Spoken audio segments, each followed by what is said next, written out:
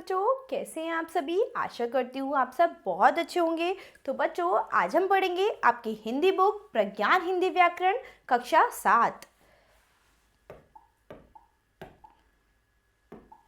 तो सबसे पहले पढ़ेंगे हम पाठ नंबर 1, भाषा, बोली, लिपि और व्याकरण। तो भाषा क्या होती है, यानी साधारण बोलचाल में हम जिन भाषा का प्रयोग करते हैं वो हमारी भाषा होती है। मनुष्य एक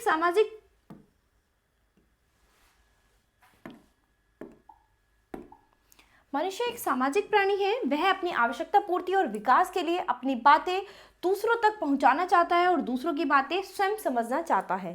तो विचारों के आदान प्रदान हेतु वह अनेक प्रकार के साधनों का प्रयोग करता है, जैसे सिर हिलाकर स्वीकृति देना या ना देना, मुख पर उंगली रखकर चुप रहने के लिए कहना, झंडी दिखाकर दौड़ प्रतियोगिता का आरंभ करना, गिर जाने पर रोकर दर्द होने का प्रकट करना आदि। तो ये सभी संकेत सांकेतिक भाषा के अंतर्गत आते हैं, लेकिन इन संकेतों से सारी बातें और भाव व्यक्त नहीं हो सकते, इसलिए इसे भाषा नहीं कहा जा सकता। तो भाषा तो भाव और विचार प्रकट करने वाले उन ध्वनि संकेतों को कहते हैं जो मनुष्य के मुख से निकले हो। तो मनुष्य के मुख से निकलने वाली ध्वनि संकेत जो भाव को प्रकट करते हैं वो भाषा कहलाते हैं। भाषा शब्द की उत्पत्ति भाष धातु से हुई है, जिसका अर्थ है वाणी। तो वाणी द्वारा उच्चारित सार्थक ध्वनियां ही भाषा का आधार होती हैं।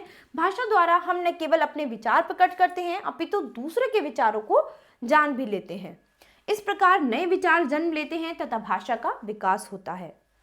हम अपने मनोभावों और विचारों को एक दूसरे पर प्रकट करने के लिए जिस साधन का प्रयोग करते हैं वह भाषा कहलाती है। भाषा के मुख्यतः दो रूप होते हैं, मौखिक भाषा और लिखित भाषा। तो मौखिक भाषा कौन सी होती है? भाषा के मौखिक रूप का अर्थ है बोलकर अपनी बात कहना। तो जब हम बोलकर किसी बात को अपनी किसी के सामने कहते हैं तो वो हमारी मौखिक भाषा कहलाती है।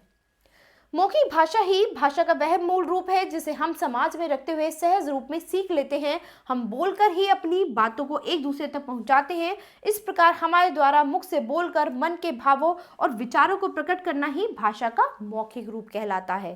दूसरा होता है लिखित भाषा। हमारे मन के भावों एवं विचारों को लिखकर प्रकट करना ही भाषा का लिखित रूप कहलाता है। भाषा के विकास क्रम में भाषा का लिखित रूप भाषा के मौखिक रूप के बाद आता है। तो भाषा का लिखित रूप सीखने के लिए विशेष प्रयत्न की आवश्यकता होती है।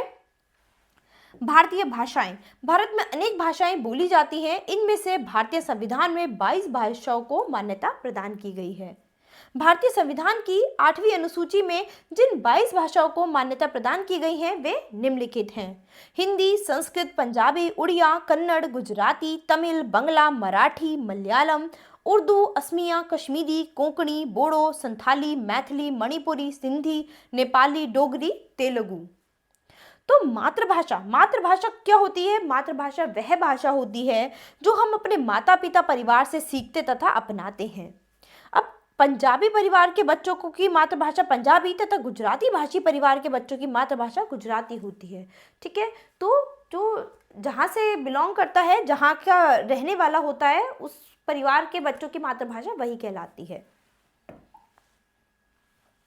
बोली।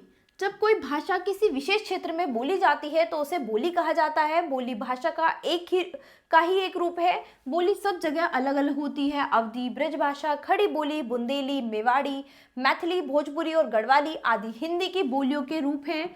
मध्यकाल में अवधी बोली में तुलसीदास जी तथा ब्रजभाषा में सूरदास जी ने रचना की। वर्तमान काल में खड़ी बोली का ही सबसे अधिक प्रचलन है। इसके बाद हम पढ़ेंगे लिपि। तो लिपि क्या है? लिपि या लेखन प्रणाली का अर्थ होता है किसी भी भाषा की लिखावट या लिखने का ढंग।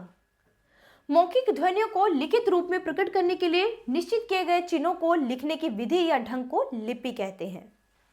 प्रत्येक भाषा की अपनी लिपि होती है। हिंदी की लिपि देवनागरी के नाम से जानी जाती है। इसे नागरी लिपि भी कहते हैं। हिंदी के अतिरिक्त संस्कृत, नेपाली, बोडो, मराठी, कोंकणी और संथाली भाषाएं भी देवनागरी लिपि में लिखी जाती हैं। मौखिक भाषा को जिन चिन्हों द्वारा लिखा जाता है उन्हें लिखने के ढंग को लिपि कहते हैं। कुछ प्रमुख भाषाओं को लिपियों के नाम इस प्रकार हैं। ये भाषा है, ये उनकी लिपि है। तो हिंदी भाषा देवनागरी लिपि में लिखी जाती है। मराठी भाषा देवनागरी लिपि में, अंग्रेजी रोमन में, उर्दू फारसी में, अंग्रेजी रोमन में।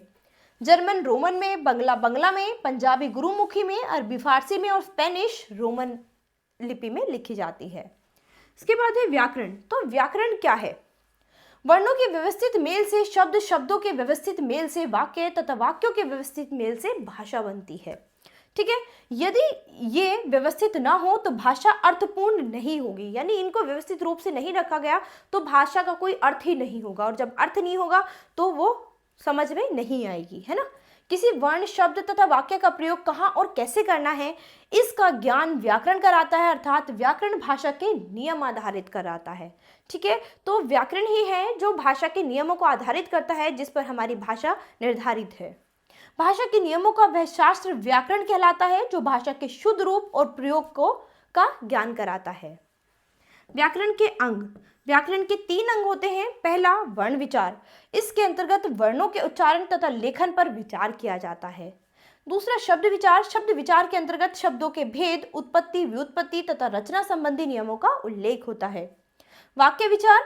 इसके अंतर्गत वाक्य की रचना, अर्थ, रूपांतरण, विराम चिन्ह आदि के नियम आते हैं। तो इस पाठ का सार आपको क्या मिला? भाषा बोलकर और लिखकर विचारों और भावों का आदान प्रदान करने का साधन है। बोली किसी विशेष क्षेत्र में बोली जाने वाली भाषा है। हिंदी भाषा की राजभाषा है। ध्वनियों को लिखने के ढंग को लिपि कहते हैं। व्याकरण हमें भाषा के शुद्ध रूप व प्रयोग का ज्ञान कराता है। तो बच्चों, यहाँ पर हमने भाषा, लिपि, व्याकरण इन सभी के बारे में पढ़ा है। तो आशा करती हूँ आपको ये पाठ अच्छे से समझ आया होगा। अब हम अपनी नई क्लास में मिलेंगे अपने नए पाठ के साथ। धन्यवाद।